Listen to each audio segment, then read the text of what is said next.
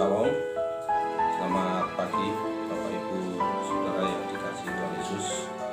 Puji nama Tuhan, pada kesempatan pagi hari ini kita bisa bertemu kembali untuk bisa merenungkan firman Tuhan dan belajar firman Tuhan bersama-sama. Pada kesempatan pagi hari ini, firman Tuhan yang saya sampaikan diambil dari Kisah Para Rasul pasal yang kedua, ayat 41 sampai dengan 47. Kita akan membaca ayat ini. Saya akan membacakan dari Kisah Para Rasul pasal 2 ayat 41 sampai dengan 47. Demikian firman Tuhan. Cara hidup jemaat yang pertama. Orang-orang yang menerima perkataannya itu memberi diri dibaptis, dan pada hari itu jumlah mereka bertambah kira-kira 3.000 jiwa. Mereka bertekun dalam pengajaran rasul-rasul dan dalam persekutuan, dan mereka selalu berkumpul untuk memecahkan roti dan berdoa. Maka ketakutanlah mereka semua, sedang rasul-rasul itu mengadakan banyak mujizat dan tanda. Dan semua orang yang telah menjadi percaya tetap bersatu, dan segala kepunyaan mereka adalah kepunyaan bersama. Dan selalu ada dari mereka yang menjual harta miliknya, lalu membagi-bagikannya kepada semua orang sesuai dengan keperluan masing-masing. Dengan bertekun dan dengan sehati, mereka berkumpul tiap-tiap hari dalam bait Allah. Mereka memecahkan roti di rumah masing-masing secara bergilir dan makan bersama-sama dengan gembira dan dengan tulus hati, sambil memuji Allah, dan mereka disukai semua orang, dan tiap-tiap hari Tuhan menambah jumlah mereka dengan orang yang diselamatkan. Kita akan berdoa bersama.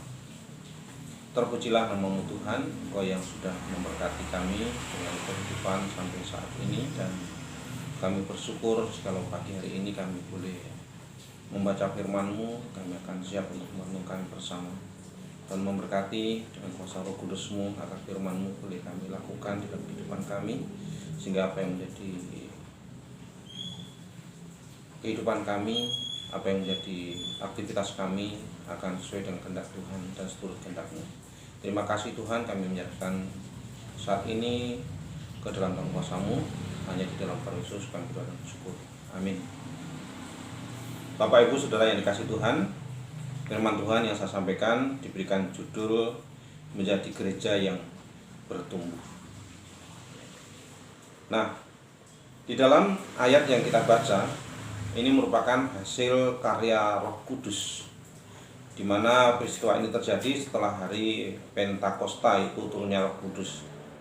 Nah, begitu setelah hari Pentakosta, Roh Kudus bekerja di dalam kehidupan Petrus, dan kita melihat begitu antusias dan semangatnya Petrus dalam pemberitaan firman Tuhan. Sehingga kalau kita melihat di dalam ayat yang kita baca, ini merupakan cara hidup jemaat yang pertama atau cara hidup jemaat yang mula-mula. Nah, Bapak Ibu, kita tahu bagaimana kehidupan Rasul Petrus sebelum menerima kuasa Roh Kudus dari Tuhan Yesus, di mana Petrus pernah hidup di bawah kerohanian yang begitu rendah, ya, bahkan pernah menyangkal Yesus 3 kali dan sebagainya. Tetapi di sini kita melihat begitu Roh Kudus ada di dalam kehidupan manusia, Roh Kudus ada di dalam kehidupan orang percaya, maka segala sesuatunya tidak ada yang mustahil. Allah mampu mengkaryakan Petrus untuk menjadi hamba Tuhan yang begitu luar biasa. Allah mampu memakai Petrus untuk menjadi berkat bagi setiap orang-orang yang masih dalam dosa, dan mereka diselamatkan oleh pemberitaan firman Tuhan yang disampaikan oleh Petrus. Nah, inilah yang terjadi Bapak Ibu Saudara sekalian Tuhan, sehingga kita melihat bahwa akhirnya timbullah sebuah jemaat, timbullah sebuah gereja yang pada waktu itu bertumbuh dan berkembang. Nah, di sini kita melihat bagaimana mereka menjadi jemaat yang pertama, menjadi jemaat yang mula-mula. Dan ada satu kebanggaan, ya, yang mereka lakukan. Kenapa? Karena dikatakan di dalam ayat yang kita baca tadi, jumlah mereka bertambah. Kemudian dikatakan selalu ada sukacita, ada kegembiraan. Bahkan dikatakan di dalam ayat yang terakhir, kehidupan mereka banyak disukai orang. Ini hal yang luar biasa. Ketika saya membaca pasal 2 ayat 41 sampai yang ke-47 ini, saya membayangkan bahwa ketika kita berada di dalam jemaat yang sedemikian, kita merasa adem, ya, kalau orang Jawa bilang adem, ayem, ya, seperti itu.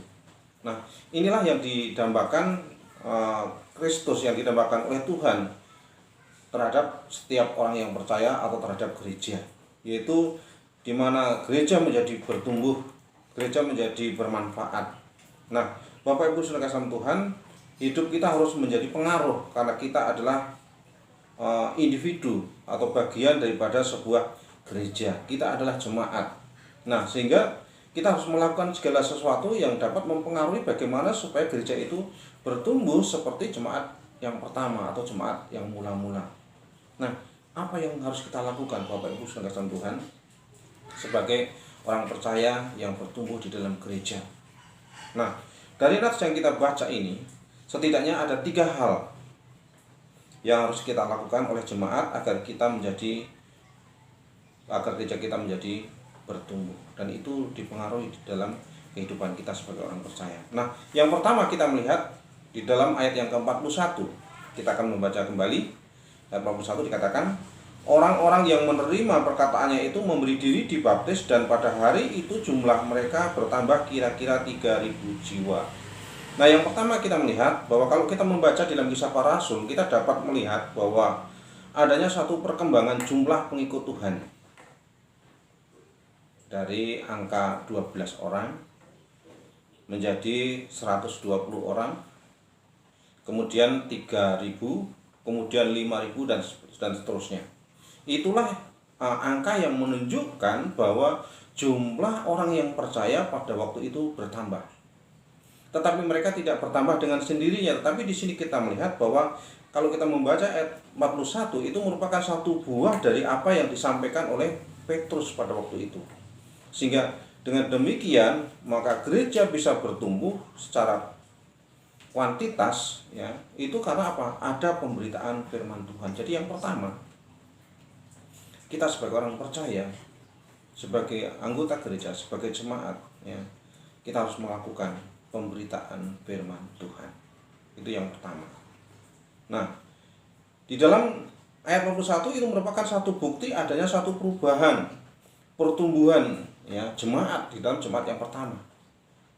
Dan pertumbuhan itu begitu luar biasa. Nah, yang pertama melakukannya adalah Petrus. Nah, Petrus sudah melakukannya itu sehingga jemaat menjadi bertambah, menjadi 3.000, menjadi 5.000 dan sebagainya. Kenapa?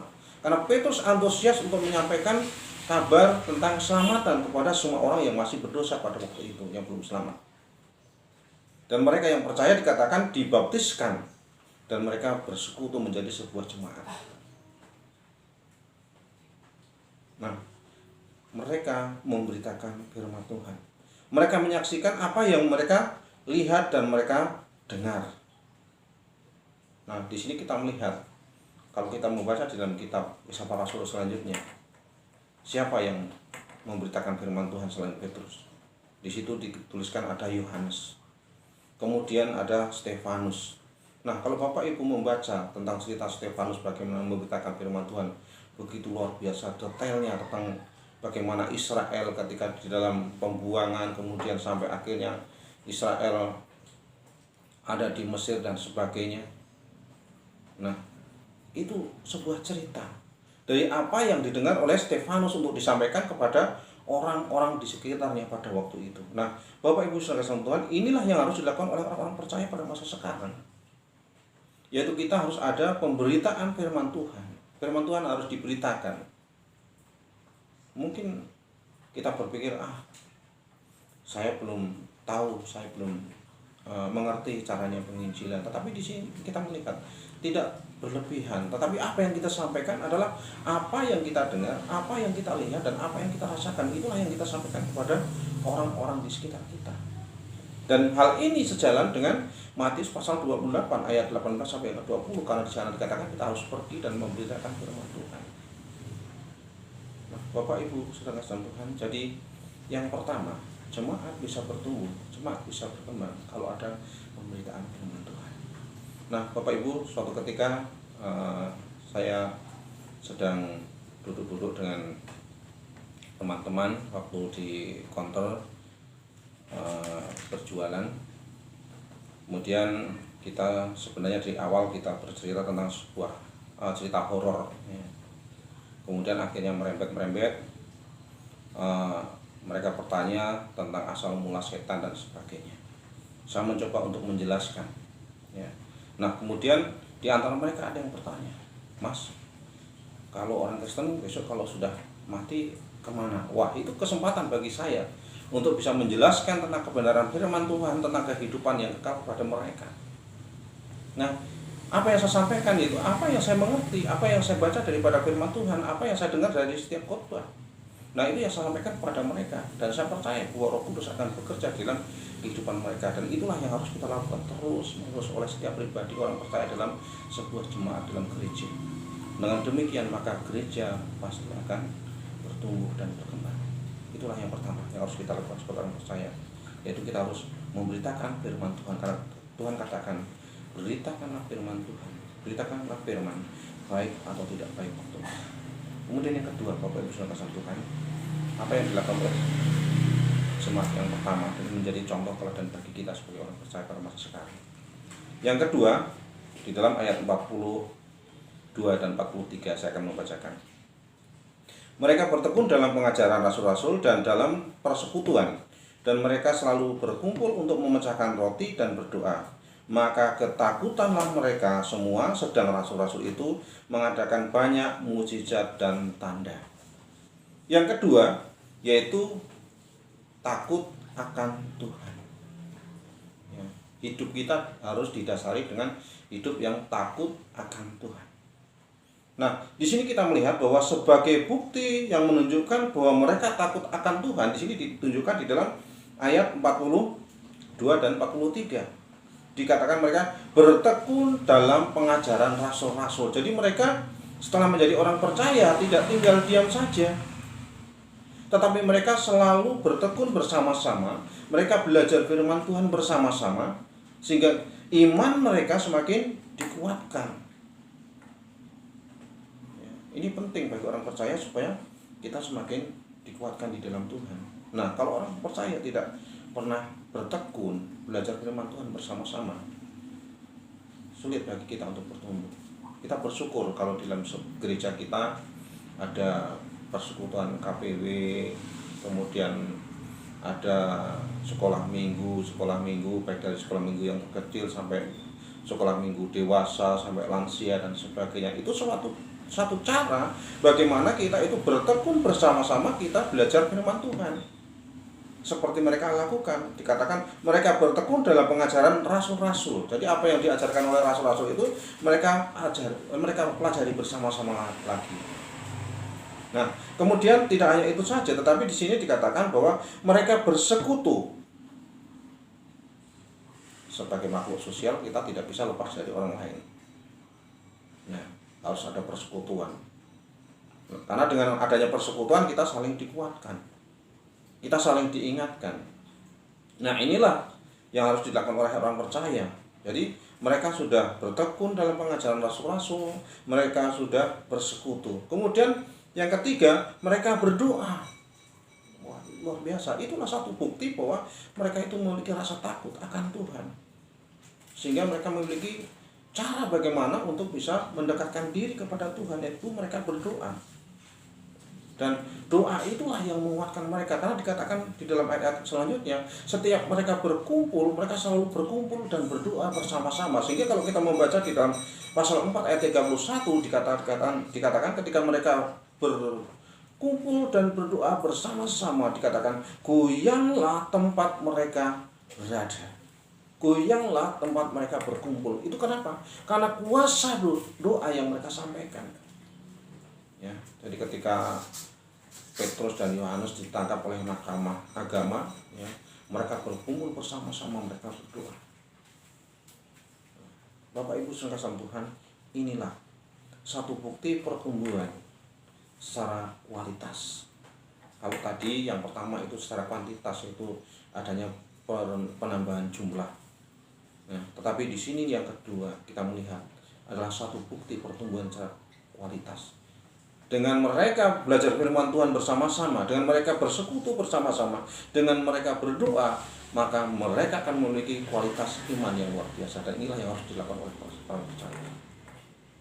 Jadi prinsip takut akan Tuhan harus dibuktikan dengan kita senantiasa belajar firman Tuhan bersama-sama, selalu bersekutu bersama-sama. Kemudian yang ketiga, selalu berdoa bersama-sama. Dan inilah yang dilakukan oleh jemaat yang mula-mula jemaat yang pertama, dan mereka terus-menerus bertumbuh di dalam iman. Dan inilah yang Allah kehendaki, yang harus kita lakukan sebagai gereja, sebagai orang percaya, sebagai jemaat pada masa sekarang.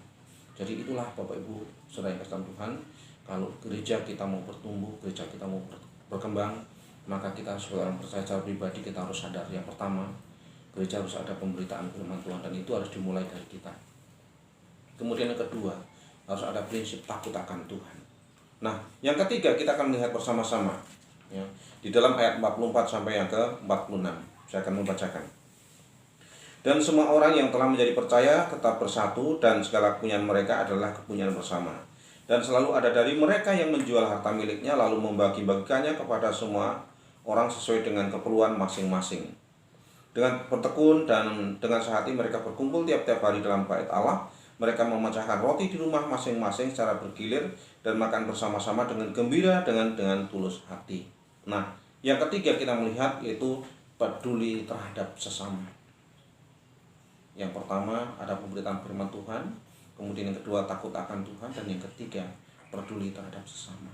Nah, kepedulian terhadap sesama mereka ya yang dilakukan oleh jemaat pertama ini merupakan satu bukti adanya sebuah buah roh yang terjadi dalam kehidupan orang percaya, yaitu kasih ya. Jadi dengan kepedulian itu menunjukkan bahwa kita sebagai orang percaya berbuah. Apa buahnya? Yaitu kasih. Nah, kasih itu didasarkan, kasih itu dilakukan atau kasih itu diwujudkan di dalam kepedulian mereka terhadap satu dengan yang lain. Dikatakan saling berbagi ya, mereka saling berbagi. Mereka dikatakan mereka saling memecahkan roti bersama-sama. Kemudian dikatakan kepunyaan mereka adalah kepunyaan bersama. Dan yang ketiga dikatakan mereka ada yang menjual harta miliknya dan berbagi-bagi. Nah, inilah yang dilakukan oleh jemaat yang pertama.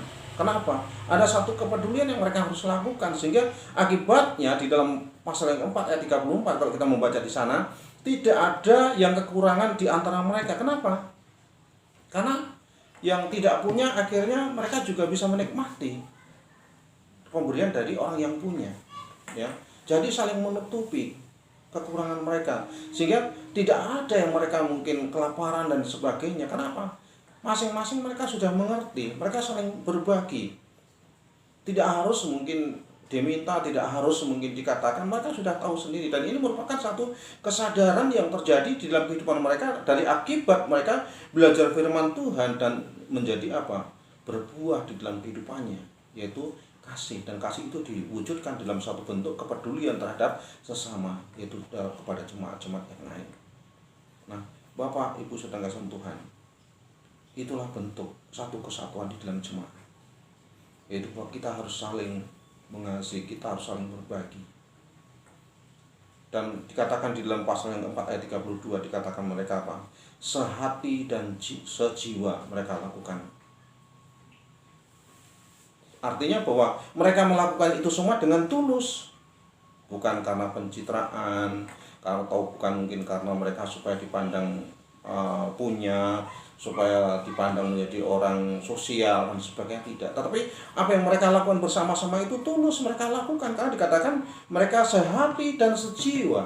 Jadi apa yang dirasakan satu orang, mereka yang lain juga merasakannya. Nah, inilah yang terjadi di dalam kehidupan jemaat yang pertama, dan itu harus dilakukan pada masa sekarang.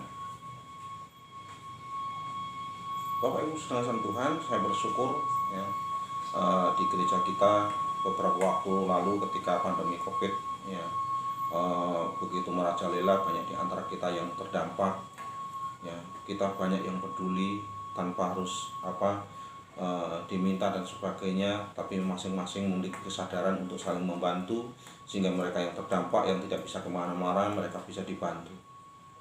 Ya, itu merupakan satu buah kasih yang harus dilakukan oleh orang percaya, dan itu satu bukti bahwa kita mau bertumbuh gereja kita. Ya, sebentar lagi kita akan ada seal ya, yang membutuhkan konsumsi dan sebagainya, dan saya mendengar sudah ada yang memberikan ini, menyumbang itu dan sebagainya. Itu luar biasa. Itu berarti bahwa kita sudah melakukan firman Allah, dan kalau kita terus melakukannya itu dengan sehati dan sejiwa di dalam Tuhan, maka gereja kita akan bertumbuh, gereja kita akan berkembang, dan kita akan menjadi seperti jemaat yang pertama ini. Nah, itulah yang dilakukan oleh jemaat yang mula-mula, Bapak Ibu. Nah, bisakah kita melakukannya di dalam kehidupan kita sebagai orang percaya? Saya yakin kalau di dalam hati kita ada Roh Kudus, ada kuasa roh yang diterima oleh Petrus, ada kuasa roh yang diterima oleh Yohanes, yang diterima oleh Stefanus, pasti kita juga mampu untuk melakukannya, karena roh yang sama ada di dalam kehidupan kita. Jadi Bapak Ibu saudara Tuhan, itulah yang harus kita lakukan sebagai orang percaya, sebagai individu yang terjalin dalam sebuah persekutuan dalam jemaat, di dalam gereja. Kita harus memiliki tanggung jawab supaya gereja menjadi maju dan bertumbuh. Yaitu yang pertama, harus dimulai dari hidup kita, harus ada pemberitaan firman Tuhan. Kemudian yang kedua, kita harus takut akan Tuhan, dengan cara kita harus senantiasa belajar firman Tuhan, ada persekutuan, kita berdoa bersama-sama. Kemudian yang ketiga, kita harus peduli terhadap sesama kita sebagai buah roh di dalam kehidupan kita, yaitu kasih. Karena dengan demikian, maka semua orang akan merasakan apa yang kita miliki. Semua orang akan merasakan apa yang menjadi kepedulian kita. Dan di antara kita tidak akan ada yang kekurangan, karena kita saling mengasihi, saling melengkapi. Jadi inilah Bapak Ibu saudara Tuhan, saya yakin bahwa kalau kita sebagai orang percaya mampu melakukan ketiga hal ini, maka gereja kita akan bertumbuh, akan menjadi seperti gereja yang mula-mula. Amin. Kiranya Tuhan akan memberkati. Kita akan berdoa bersama. Terpujilah nama-Mu Tuhan, Engkau yang sudah memberkati kami dengan firman-Mu. Biarlah firman yang itu singkat ini akan boleh menguatkan kami, mengingatkan kami untuk sesuatu yang benar yang harus kami lakukan sebagai pribadi yang terjalin dalam sebuah jemaat atau gereja, supaya kami akan melakukan seperti jemaat yang mula-mula atau jemaat yang pertama ini. Lindungi kami, pimpin kami, dan kuasai kami dengan Roh Kudus-Mu, supaya kami mampu untuk melakukan firman-Mu ini. Terima kasih Tuhan atas segala kebaikan-Mu. Kami sambut firman Tuhan dan kami akan siap untuk melakukannya. Di dalam nama Tuhan Yesus kami berdoa dan bersyukur. Amin. Tuhan Yesus memberkati.